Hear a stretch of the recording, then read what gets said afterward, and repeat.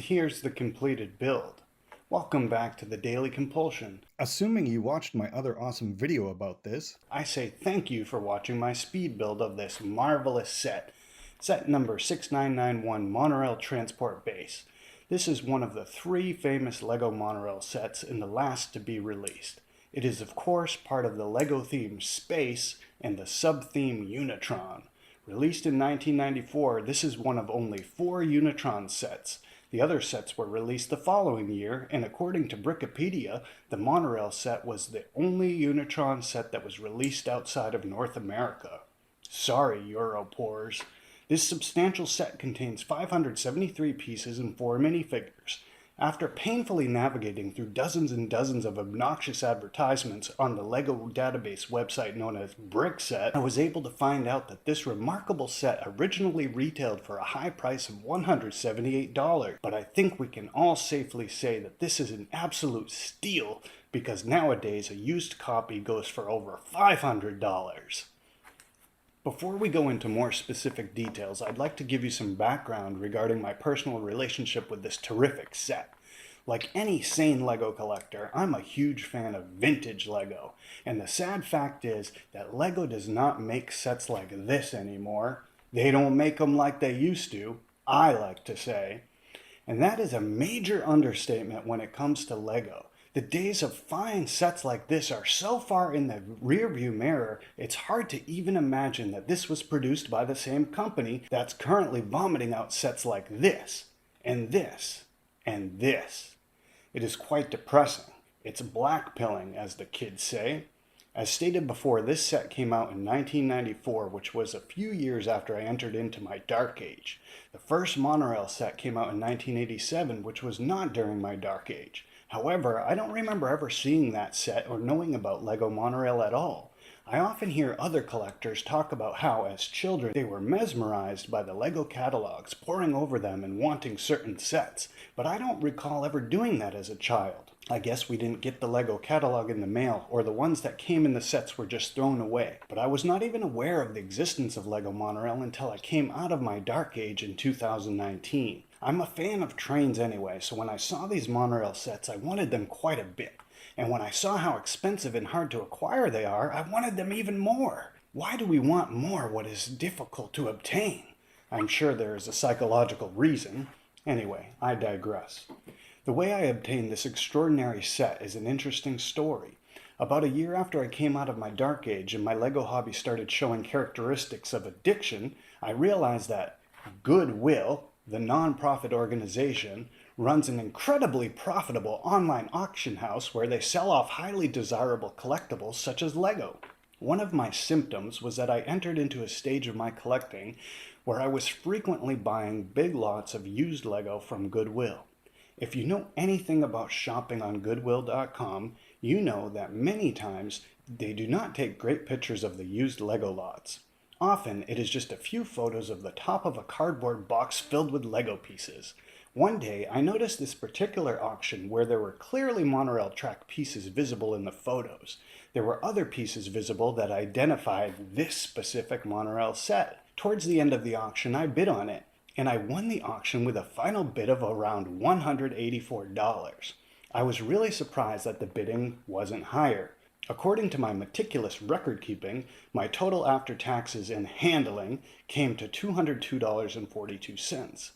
After the auction was over and I was about to pay, I realized that it was the type of Goodwill auction where the Goodwill location has the shipping setting set to pick up only, meaning that they are not going to ship it. And I think that scared away a lot of the other bidders. So I reached out to Goodwill by email and told them that I bid on this, not realizing that it was pickup only. They emailed back and advised me that I can simply contact a shipping company in their area and have them come pick it up and ship it for me, which was a very pleasant surprise because I was quite worried that all my hopes of acquiring this magnificent monorail set would be crushed, just like so many of my other personal dreams.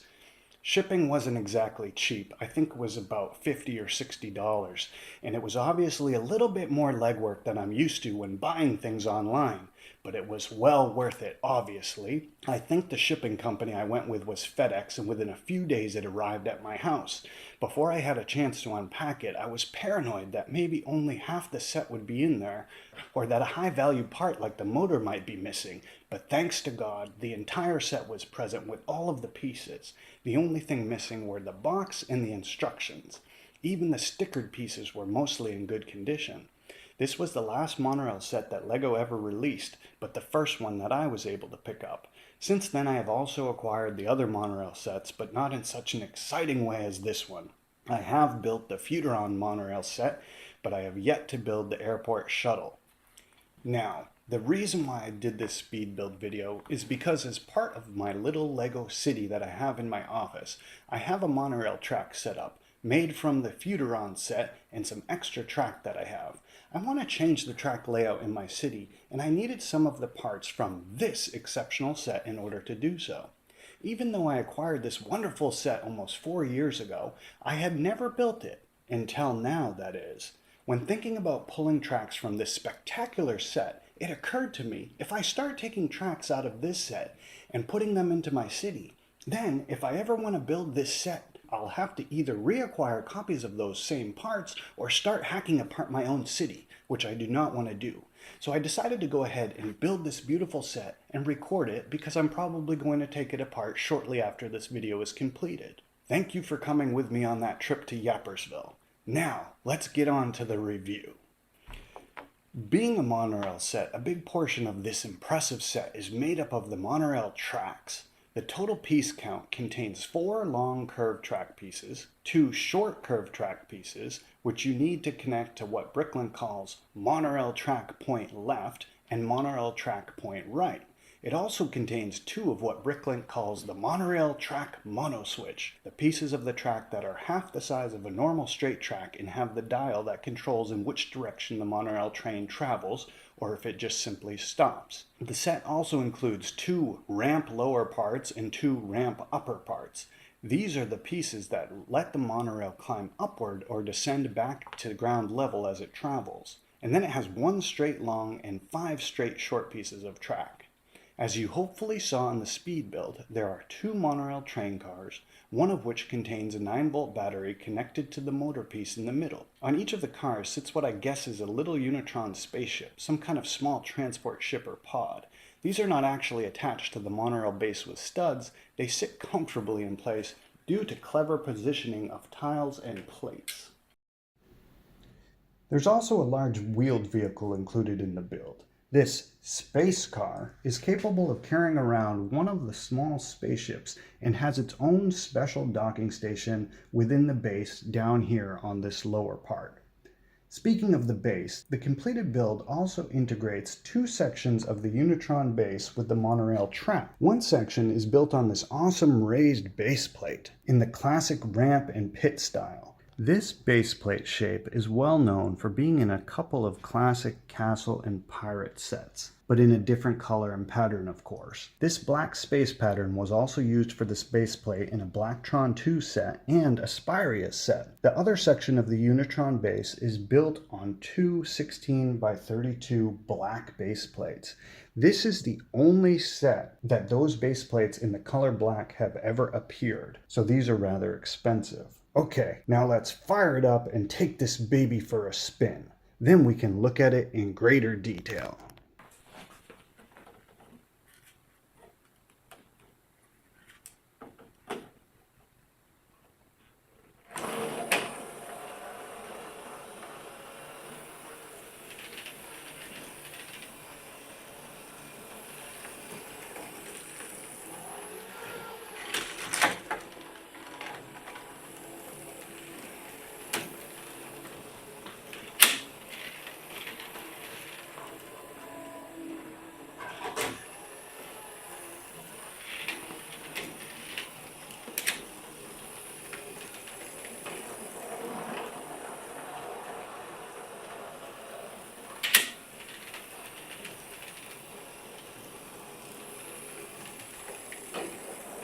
If you are unfamiliar with LEGO monorails, I'll show how the motor works because the way the designers put this together is really ingenious. The motor is powered by this 9-volt battery which sits inside this 9-volt battery box assembly, which is part number 4760C01 on Bricklink. The battery box sends power to the motor via this electric wire with brick 2x2 by 2/3, which is basically an electric wire with 2 bricks on the ends of it, except that the bricks have electrical contacts on the bottom. The monorail motor and the battery box have electrical contacts on their studs, where you connect the wires. So by itself, the motor can do nothing unless it is connected to a battery box with the power turned on.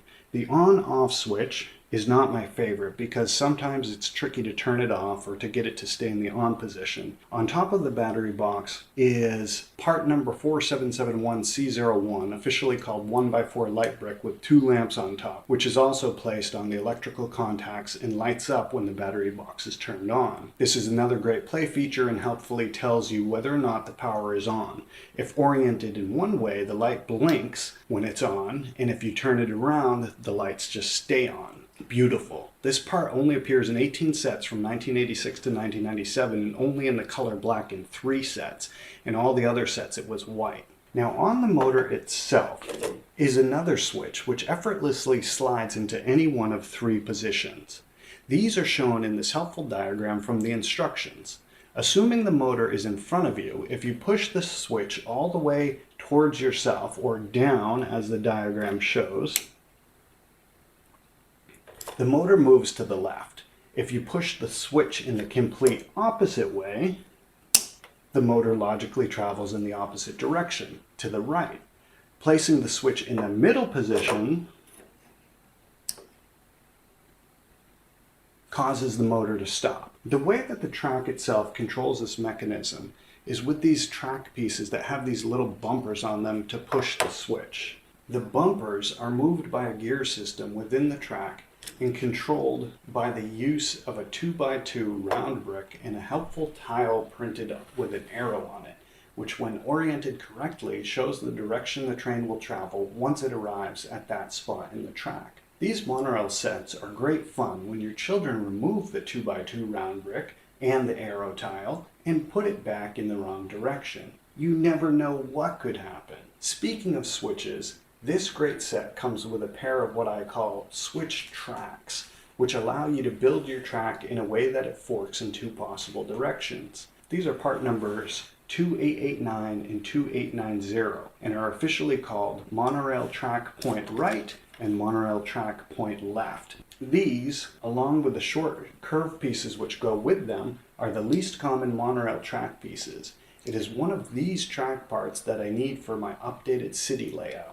These only came in 2 sets, this one and the set number 6347 Monorail Accessory Track released in 1991, so these are not cheap. And as of this recording, the lowest price on Bricklink for either one of these in North America is $32.99, and that one is described as yellowed. Looking at the listings for this part on Bricklink, you will see sellers populating the listing descriptions with nonsense such as "switch moves with some difficulty," or "needs some assistance, but switches well."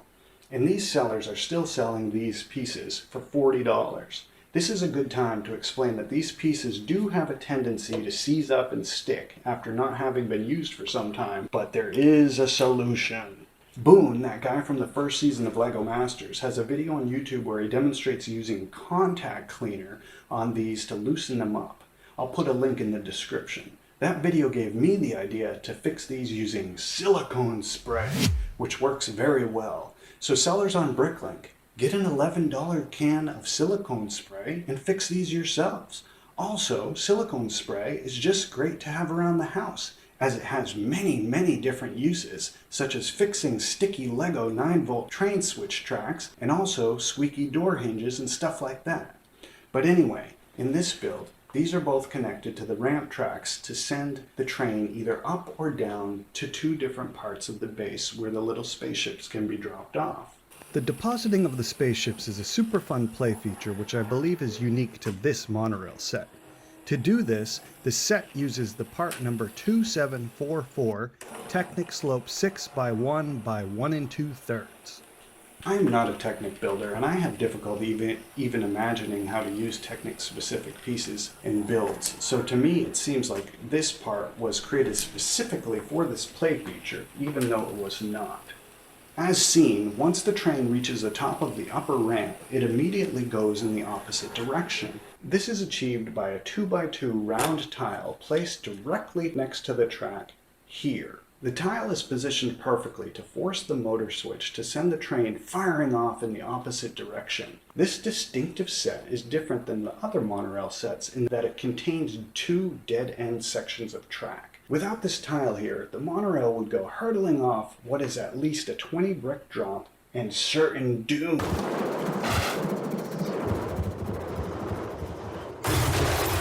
Right under the upper ramp is some kind of control tower or something, built with these transparent dark blue 3x2x6 panels, which is a piece LEGO stupidly retired. The back wall of this can be lifted up for greater accessibility, so you can help your Unitron men run the computers and the controls down inside.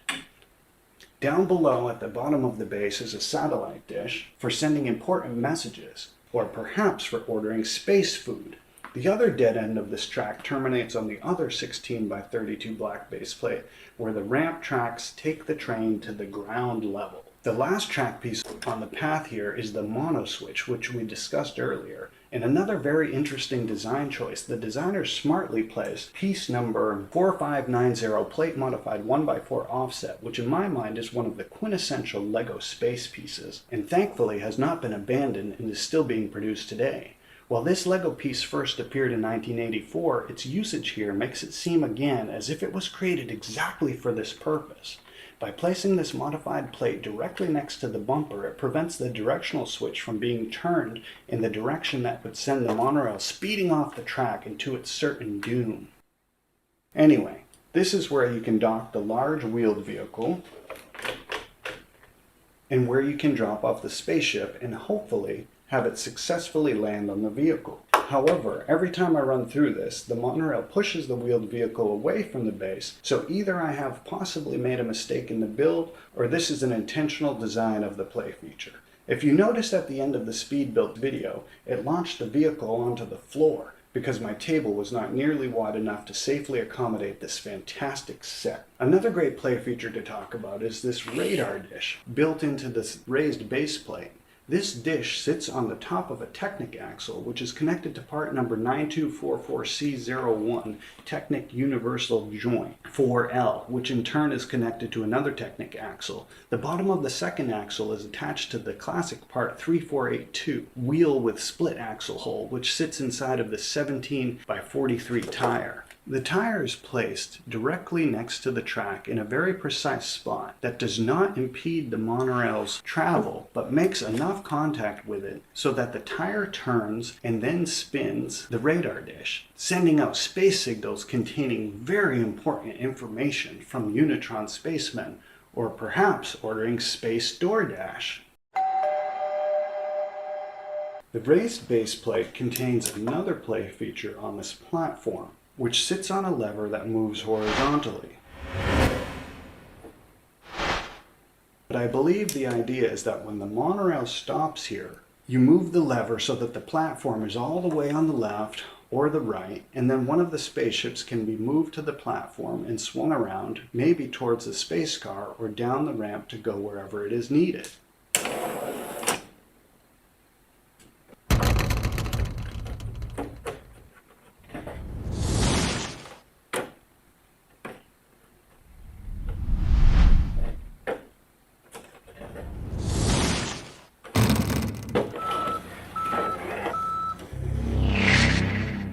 Stickers. I also want to mention the stickers here. I'm going to shine some light right on them because they have this really nice glitter effect going on.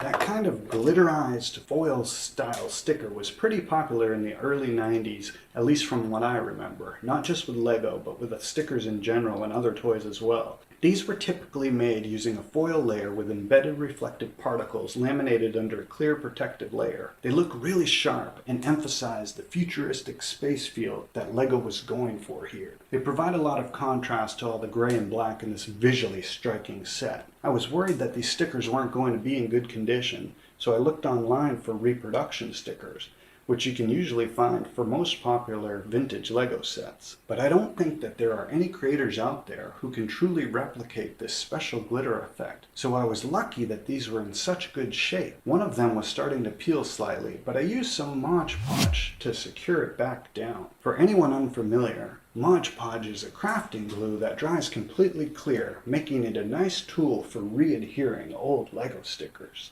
The minifigures that come in this based set are two of the regular Unitron astronaut guys and one Unitron chief. The head for the Unitron astronaut was used in a ton of other different minifigures from themes ranging from town, studio, Aquanauts, and even Star Wars. The chief has the cool printed visor and a printed helmet, but the same torso and legs as the regular Unitron guy. Both of these minifigures appear in all four of the sets in the theme. The Chief also appeared in the minifigure pack set number 6705 called Space Explorers, also released in 1994. Neither one of these minifigures are terribly expensive. The standout minifigure is the Spirius droid, also known as Major Kartovsky. This is the only Unitron set he came in, but he appeared in 3 Spirius sets, which was the other space sub-theme running concurrently with this one.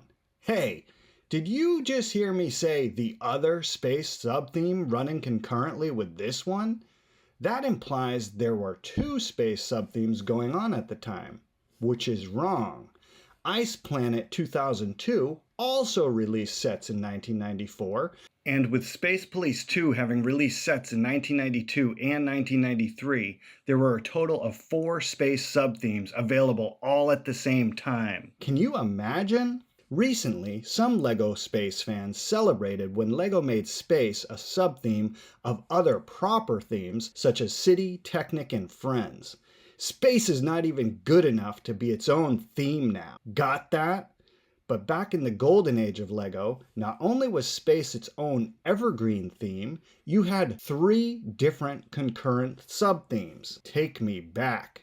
If you only knew how bad things really are. Anyway, Major Kartovsky is an iconic minifigure. I love the black, red, and silver color scheme. The torso and the leg printing are perfect. He's detailed enough so anyone can plainly see that he's an interesting looking robot, but he isn't so overly detailed that it hurts the design like so many modern minifigures we see now. He has a trans-clear motorcycle helmet which is very cool looking and perfect for a figure with a dark head. This design was so great that LEGO reused it on a white version in the Explorians theme.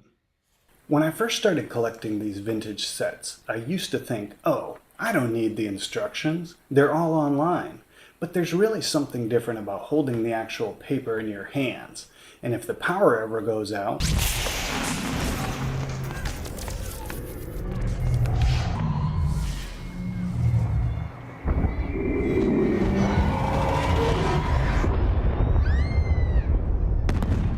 or when the internet dies, we are seeing ongoing cyber attacks across the country. You're going to need the real instructions. These didn't come with the set in the Goodwill lot, so I had to buy them separately, and they weren't cheap. Thankfully, they're in pretty good condition. One interesting thing about the Monorail instructions, and this applies to all 3 Monorail sets, is that at the very end of the booklet, there's a large fold-out section that opens up into 4 pages in a row. Those last pages have a tendency to tear or rip off over time, so it's not uncommon to find the instruction books missing the gatefold or at least 1 or 2 of those final pages. When it's intact though, it's really beautiful. It shows the full track layout and the diagram of the switches, and on the reverse side, it shows a visual part list of everything needed to build the track, and even includes 5 alternate track layouts. To me, that makes the instructions absolutely a must-have. Regarding Unitron as a theme, as I mentioned before, this is only one of 4 Unitron sets, and the only one that I own. The others are set number 1787, Crater Cruiser, a smaller set that comes with a wheeled vehicle and a spaceship. Set number 1789, Starhawk 2, which was a medium-sized spaceship. It should be noted that there's not actually a Starhawk 1. And finally, set number 1793, Space Station Xenon, which was a base. It's interesting because Unitron already has a nice base set in this monorail. Like Spirius, this was one of the few space themes that didn't have a big giant ship as one of its core sets. I've been thinking about getting the rest of the sets just because there's only 3, and then I can have the complete set of the theme. I don't think that this was everybody's favorite theme, so they're not that expensive. I'm not a huge fan of the color scheme with the trans dark blue, blacks, and grays. I don't hate it, and I think there are space themes with worse colors, but this is not as interesting as Blacktron 1 or Ice Planet. In conclusion, what else is there to say about this goated set? It is a LEGO Monorail. Although it's the smallest monorail by piece count, it feels larger than the Futuron one, probably due to the switch tracks and the awesome raised baseplate. There are so many ingenious functions and play features here, it can't be overstated how gifted and thoughtful the LEGO designers of this time period really were. To me, this is peak LEGO. This set is objectively one of the top 10 LEGO sets of all time, probably top 5 to be real with you. Thank you for watching. This is the Daily Compulsion, signing off.